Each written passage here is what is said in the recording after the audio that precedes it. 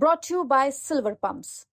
Top quality और consistent performance के लिए सिर्फ सिल्वर पंप नाम याद रखना। मेरा मकसद किसी की भावनाओं को ठेस पहुंचाने का नहीं था। मैंने जाति और धर्म से ऊपर उठ करके राजनीति की है, सब लोग जानते हैं। सपा सांसद रामजीलाल सुमन के राणा सांगा पर टिप्पणी करने के बाद आग बबूला हुई करनी सेना ने सांसद के आगरा आवास पर कल हमला कर दिया था, जिसके बाद अब सपा सांसद रामजीलाल सुमन सफाई देते हुए नजर आ रहे हैं और ये कह रहे हैं कि मैंने जो बोला था वो इतिहास के अनुसार बोला था और मेरा मकसद किसी की भावनाएं ठेस पहुंचाने का नहीं था।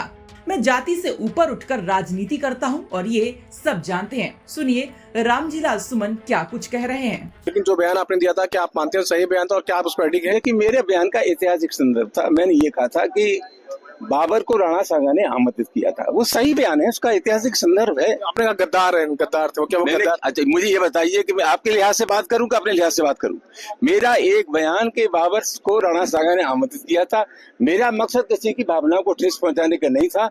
मैंने जाति और धर्म से ऊपर उठ करके राजनीति की है, सब लोग जानते हैं। तो रामजीलाल सुमन ने कहा कि उनका मकसद किसी की भावनाओं को ठेस पहुंचाने का नहीं था। दरअसल रामजीलाल सुमन ने सदन में राणा सांगा को गद्दार कहा था और कहा था कि वो बाबर को भारत लेकर आए थे।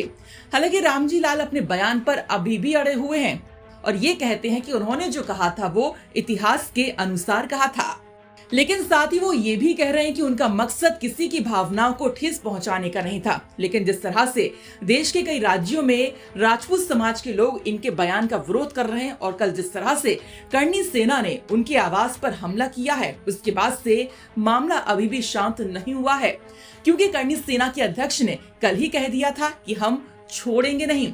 साथ ही कहा था कि अखिलेश यादव माफी मांगे। वहीं आज जब रामजीलाल सुमन से पूछा गया कि लोगों की भावनाएं आहत हुई हैं, तो क्या आप माफी मांगेंगे, तो उन्होंने कहा कि माफी मांगने का तो सवाल ही नहीं।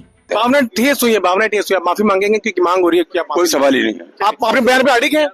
आपने मुलाकात की थी राज्यसभा चेयरपर्सन से, क्या बोला आपने उनको? सुरक्षा की मांग की आपने? मैंने सुरक्षा की मांग की। अब रामजीलाल सुमन तो माफी मांगने के मूड में जरा भी नजर नहीं आ रहे हैं और सुरक्षा बढ़ाए जाने की उल्टा मांग कर दी है। बहरहाल अब देखना होगा कि ये मामला और कितना तूल पकड़ता है। ब्यूरो रिपोर्ट यूपी तक।